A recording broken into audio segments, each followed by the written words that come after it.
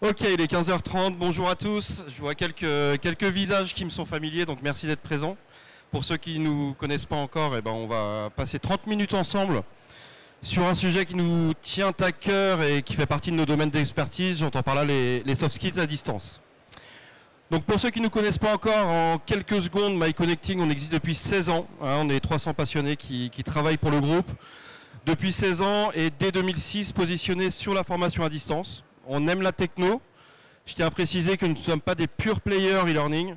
On croit à l'e-learning, mais en plus ou en combinaison avec du présentiel ou du distanciel. Et c'est justement le distanciel qui va être notre sujet du jour. En termes de pédagogie ou l'ADN MyConnecting, en 3 mots, vous retrouvez ici notre colonne vertébrale qui compose notre valeur ajoutée, l'hyperpersonnalisation, vous allez le voir comment on la déploie, tant sur le fond que sur la forme. L'accompagnement, le support, puisque vous le savez, depuis 2006, on est dans la formation à distance. Et vous le verrez, pour qu'une formation à distance se passe bien, il faut de l'accompagnement. Et la performance, pareil, on est catégorisé sur le marché, parfois un peu comme un ovni, pour notre culture de la performance, la mesure de la performance, et j'entends même par là, la mesure du ROI des formations. Si certains étaient dans l'atelier tout à l'heure à 12h30, on a fait un atelier spécifiquement là-dessus. Cet ADN, on la déploie sur 4 grands domaines d'expertise. Le domaine linguistique, la bureautique, le digital et bien sûr celui qui nous concerne aujourd'hui, les soft skills. J'en profite pour remercier Laurine que vous avez avec nous, qui est directrice marketing et qui m'accompagne sur la technique. Alors, je vous donne un rapide retour en arrière, 4 ans en arrière, en 2018. Donc on était déjà positionné sur la formation à distance, mais principalement sur les domaines linguistique, bureautique, digital. On avait d'excellents résultats qu'on pouvait mesurer, prouver. Donc on croyait beaucoup à la techno, on croyait beaucoup au distanciel, mais pour autant le marché des softs restait, on va dire, à 99% en présentiel. Et on s'est dit, pourquoi on ne comprenait même pas pourquoi, mais donc on s'est dit, en fait, il manque un produit, il manque un concept qui est vraiment adapté, tant sur le fond que sur la forme, pour être efficace sur des formations soft skills à distance. Et du coup, casser quelques croyances très limitantes, puisque je pense que ça va parler à certains. Les soft skills, pour beaucoup, avant la Covid, c'était que du présentiel, ça ne pouvait pas se faire en distanciel. On ne pouvait pas apporter un supplément d'âme en distanciel, on ne pouvait pas générer d'émotions en distanciel. Et si on peut, et en effet, en 2018, on a créé tout ce que je vais vous montrer là, un gros travail d'ingénierie, c'est-à-dire qu'on a tout revisité, les contenus, les durées, les formats, pour arriver en début 2019 à la commercialisation de notre offre. La Covid a fait accélérer le développement, je ne vous le cache pas. Et aujourd'hui, on intervient sur plus de 300 thèmes en soft skills à distance, avec des particularités que je vais vous présenter. Et cette présentation, on va la faire autour de 3 grands axes, qui sont vraiment les axes clés pour que les formations fonctionnent, pour que les formations réussissent. Première chose, je ne sais pas si certains d'entre vous en ont suivi pendant la Covid, pas mal de nos confrères ont simplement fait un copier-coller. C'est-à-dire que des 2 jours en gestion du temps, de 2 jours en management d'équipe en présentiel, on est passé sur 2 jours en management d'équipe en distanciel. Donc 14 heures derrière un écran, ce qui va à contre-courant de la performance, puisque là on a un taux de décrochage qui est colossal. On a un ancrage qui est minime, et du coup très vite, nous on a fait des tests, etc. On a vu qu'au bout de 2 heures, il y avait le décrochage, les gens remettaient les têtes dans les mails, etc. etc., etc.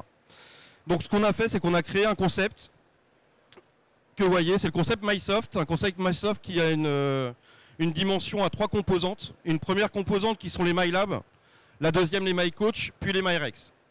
Les MyLab, qu'est-ce que c'est? Ce sont des ateliers compétences, c'est vraiment des ateliers d'acquisition de la compétence, d'une durée de 2 heures. Alors certains de nos clients, aussi je ne vous le cache pas, nous demandent des fois de faire 2h30, 3 heures pour des conditions logistiques, ce qu'on accepte, mais en tout cas le seuil idéal, et après on a fait combien? 4 mois de tests, Laurine, de tests. Les retours des apprenants, des formateurs, des clients nous ont fait dire que 2 heures est la durée top pour éviter justement tout décrochage et embarquer les apprenants. Cet atelier, c'est en groupe, pareil, une taille idéale à 6 personnes. C'est vraiment la taille idéale à distance qui nous permet de faire des travaux en équipe. Un minimum de 4 idéalement, puisqu'à 3, on ne peut pas faire 2 équipes de 2, bien entendu. Ou alors il faut se dédoubler, mais on n'y arrive pas encore. Et le but, c'est vraiment de travailler sur un ancrage en 3 temps durant ces MyLab, c'est-à-dire on va travailler sur une première phase de projection sur la compétence, qu'on peut appeler une phase de partage, qui peut être un brainstorm, qui peut être un brainstorm inversé, qui peut être un cas, une étude de cas, une vidéo pédagogique, où là on fait réfléchir les équipes en sous-groupe. La deuxième phase qui va être l'apport de techniques-outils, c'est-à-dire j'entends par là une fois qu'on s'est projeté, qu'on a réfléchi, qu'on a imaginé des sujets, des outils, et ben on les ramène au groupe et le formateur rebondit dessus pour justement transmettre des outils clés simples, opérationnels qu'on va pouvoir transférer immédiatement sur le poste de travail. Et la troisième phase de l'ancrage pour les MyLab, c'est le training, puisque systématiquement on va avoir ces 3 temps, le partage, les ressources, le training, c'est-à-dire qu'on va systématiquement mettre en situation l'outil qu'on a vu et qu'on pourra déployer en fait dès la fin des 2 heures. Et cette durée de 2 heures, pourquoi on l'a définie aussi? C'est parce qu'elle peut s'ancrer directement dans le quotidien des collaborateurs, c'est-à-dire qu'on ne mobilise plus les gens une demi-journée, une journée entière en formation. Je fais mon MyLab de 2 heures, je vais acquérir 1 voire 2 compétences maximum, ou 1 ou 2 outils, et je vais pouvoir les mettre en application dès la fin des 2 heures. Et donc du coup, le second MyLab de la formation reprendra avec un retour sur expérience des outils, de la mise en application et donc de la transférabilité. Les autres outils sont sur l'accompagnement, le MyCoach qui est 1 heure de coaching flash, en individuel, à distance, avec son formateur qui anime les MyLab. Et la troisième composante, c'est le MyRex. Donc le MyRex, c'est un atelier de retour d'expérience, animé sous format de co-développement. L'objectif ici, c'est tout simplement de rebondir à froid, donc de 30 à 60 jours après la fin des parcours de MyLab, sur les difficultés quand on a déployé les plans d'action, les problématiques. Et l'idée, c'est pas que le formateur apporte, lui, les réponses aux situations vécues, aux difficultés rencontrées. C'est vraiment d'enclencher une dynamique entre pairs, donc qui peut se faire soit en interne, puisque le lien s'est créé avec des participants d'autres entreprises durant les parcours MyLab précédemment, soit en intra, ce qui a aussi un autre levier en intra, c'est d'accompagner la dimension d'organisation apprenante et donc une dynamique entre pairs, et tout ça, ça a des bénéfices que je ne vous apprends pas. Sur le point suivant, vous avez un exemple de parcours, et ça c'est un parcours qu'on a mené dans c'était pour le cas Verlin qu'on vous présentera tout à l'heure. Vous voyez ici un exemple de comment se peut composer un parcours en termes d'efficacité. Vous avez par exemple 3 MyLab. Le MyDiag initial, vous le verrez, c'est une évaluation sur un référentiel de compétences. On intègre un MyCoach ici après les 3 MyLab, mais le MyCoach peut très bien se situer ici. Là, tout dépend de la thématique, l'objet, l'objectif, etc., le public. Le MyRex qui vient clôturer la partie de transmission pédagogique. Et l'idée, c'est toujours de finaliser à froid ce parcours-là avec une mesure d'impact. Mesure d'impact qui va au-delà de la mesure de satisfaction, bien entendu. Je vais vous montrer quelques exemples jusqu'où on va et comment on peut alimenter les organisations RH dans leur projet RH, justement. Le point important, je vous en ai parlé, c'est d'individualiser, parce que l'une des difficultés du distanciel, c'est que on passe à côté, souvent par souci de facilité, de ce travail d'individualisation, de remontée des attentes. Donc systématiquement, nos parcours débutent par un MyDiag initial que vous voyez, qui est avant formation, qui est envoyé 2 semaines avant le début du parcours de formation. Ce MyDiag initial, il a 3 composantes aussi. Le référentiel de compétences. J'entends par là, chaque formation chez MyConnecting a son référentiel de compétences, traduit en comportement observable. Chaque collaborateur se positionne, s'auto-évalue de 0 à 7 en amont du parcours sur chacun de ces comportements observables. On le fait se projeter aussi, il se projette, c'est-à-dire il y a une étude de cas qui est en lien avec la thématique. C'est souvent une vidéo pédagogique, un déclic, un extrait, c'est très court, 1 minute, 1 minute 30 maximum. Mais l'idée ici, c'est de questionner les apprenants en les mettant soit en posture de coach. Oui, il y a une vidéo sur la gestion du temps. Quels conseils donneriez-vous à Christian pour mieux gérer son temps ou pour apprendre à dire non? Et deuxième question, on fait l'effet miroir, on ramène l'apprenant sur soi. Vous, dans votre quotidien, quelles sont vos difficultés sur ce sujet? Sur la gestion du temps, sur la désorganisation, etc. Et la troisième phase, c'est qu'on fait vraiment transmettre par l'apprenant ces 2 attentes concrètes et opérationnelles. Le but, c'est justement, de par ce travail en amont, de ne pas s'entendre dire je viens en formation gestion du temps pour gagner du temps. Voilà, c'est un peu une zone noire, c'est très creux. Mais en travaillant sur des comportements observables, en identifiant ces points de difficulté ou ces axes de progrès, là en fait on récolte des attentes très concrètes, très précises et qui sont transmises des validations automatiquement en simultané au formateur. Et le formateur peut lui derrière quand bien même si on est sur un groupe de 4 à 6 personnes, individualiser sa formation tout au long du parcours MySoft. Et on va avoir le MyDiac final, qui est l'effet miroir, mais post-formation. Donc le MyDiac final, on retrouve le référentiel de compétences qu'on s'est positionné en amont. Et bien là, on va leur demander à froid de se positionner en aval, afin de pouvoir mesurer le gap entre l'avant et l'après sur chacun des comportements observables. On réancre, en plus des supports qui sont transmis et qui sont accessibles sur l'espace de l'apprenant, on envoie des kits outils, toujours pour remémorer, réancrer les outils dans la durée. Et on mène la mesure d'impact avec nos coachs, indépendamment des formateurs. Je vois un peu de teasing sur les points d'après. Chaque apprenant à distance chez nous est accompagné d'un coach motivationnel organisationnel. Et c'est donc nos coachs qui mènent ces mesures d'impact. Là, vous avez un exemple concret, c'est un parcours qu'on a mené avec une société d'assurance. Vous voyez, en fait, vous avez les 4 niveaux d'évaluation. En fait, c'est simple, hein, je pense que ça va parler à certains. Les 4 niveaux, c'est inconsciemment incompétent, c'est-à-dire je ne sais même pas de quoi vous parlez. Consciemment incompétent, consciemment compétent, inconsciemment compétent. Et sur chacun des comportements observables, on va les faire s'évaluer avant, après, pour arriver en fait sur un niveau de compétence post-formation. C'est très rapide, 20 minutes, mais on pourra se voir sur le stand pour échanger plus longuement dessus. Mais l'idée, c'est qu'à froid, on puisse donner une cartographie des compétences sur la thématique à nos clients, qui eux, derrière, peuvent déployer les actions pour continuer à booster l'atteinte. Et ces actions-là, on ne leur dit pas faut continuer à se former avec nous. C'est juste qu'on est en totale transparence. Et après, ça peut être du co-développement, du partage entre pairs, ça peut être de la ressource, ça peut être du mentorat, etc. Mais en tout cas, l'idée, c'est qu'il y ait une vue concrète sur l'évolution des compétences. Et en complément de ça, on donne aussi des chiffres clés, donc les KPI. Donc là, vous avez les moyennes des KPI qu'on a données au niveau de mesures d'impact l'année dernière. On est capable de donner sur l'automatique le nombre d'heures gagnées par an et par collaborateur grâce au parcours de formation, qu'on transforme en gains de productivité, qui sont eux-mêmes transformés en ROI. Et tout ça, clairement, le but, c'est de donner de la data à nos clients qui puissent légitimer les investissements qu'ils nous confient à leur direction financière, à leur DRH, à leur DG. Et ça, c'est un peu un parti pris qu'on a. Ça va souvent à contre-courant de la formation où on reste encore pour beaucoup dans une dimension, une obligation de moyens seulement. Voilà, on ne vous garantit pas une obligation de résultat, mais en tout cas, on vous donne les résultats. Et on a toute une méthodologie, un process qui est créé aussi depuis 4 ans, qui est lourd. Hein. Ça a été 2 ans de travail, mais qui permet aujourd'hui d'accélérer le pas vers de rendre la formation tel qu'un investissement matériel, puisqu'aujourd'hui c'est très considéré comme un coût. Le ROI des formations, personne ne les demande, ou très peu. Donc il y a un gros travail d'évangélisation, mais pour nous c'est le sens de l'histoire. Et aussi on aura l'occasion, si vous voulez, d'en parler plus longuement.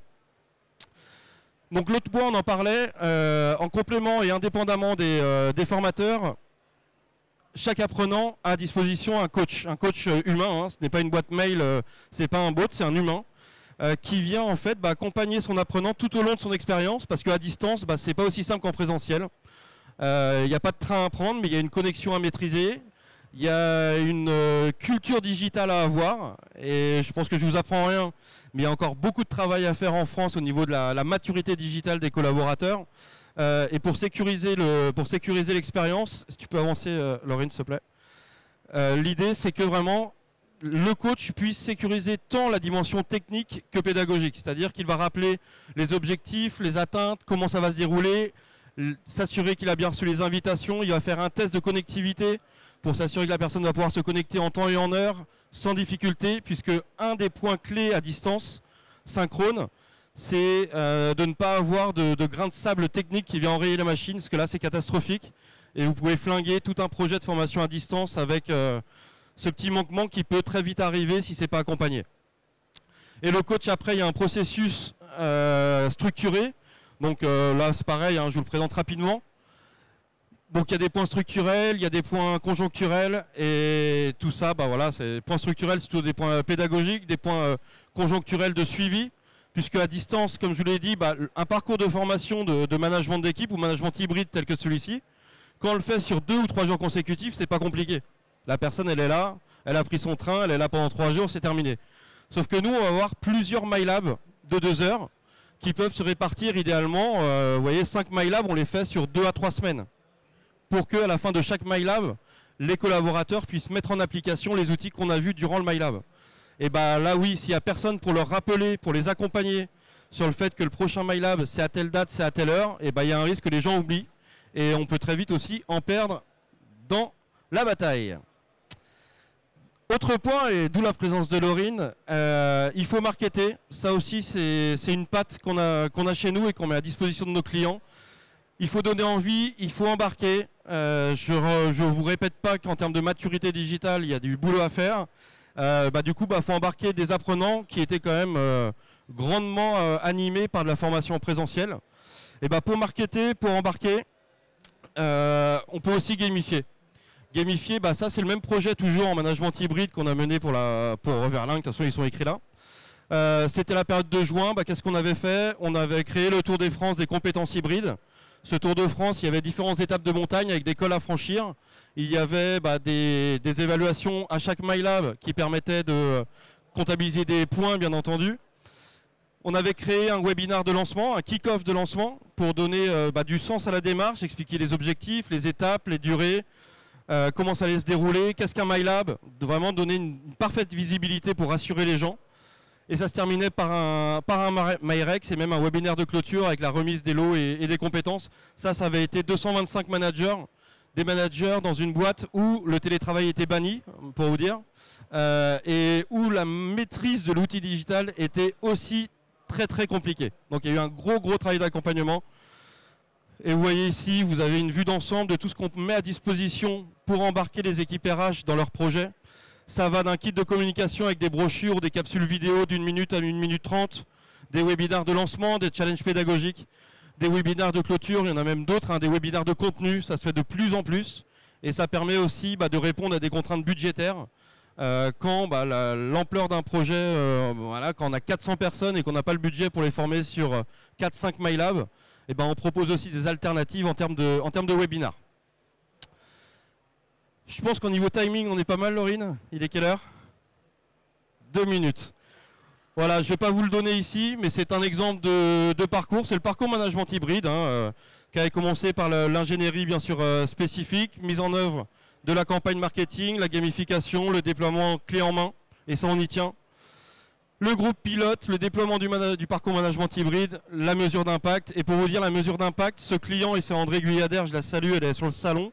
Et elle anime une conférence. En fait, elle s'est servie de cette mesure d'impact pour travailler sur le plan de développement de compétences managériales de cette année. Voilà, donc ça a été une vraie fierté d'y contribuer. Et c'est pas pour autant que tout nous vient, c'est pas le but. Mais l'idée, c'est de travailler en win-win. Et en tout cas, les retours ont été excellents. Voilà, ça fait 19 minutes. C'était un peu mon tour de France, mais là, c'était pas une étape de montagne, c'était un sprint. Si vous avez des questions, je suis à votre entière disposition.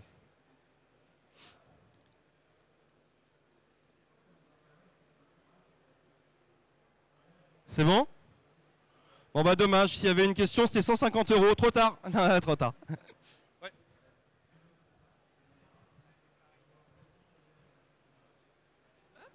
Bonjour. Donc je suis de l'AFNOR et je voulais simplement savoir si avant de faire ce type de parcours, il y a un test de personnalité ou un test de talent en amont. Parce que forcément, vous avez dit tout à l'heure, chaque apprenant a son propre parcours normalement.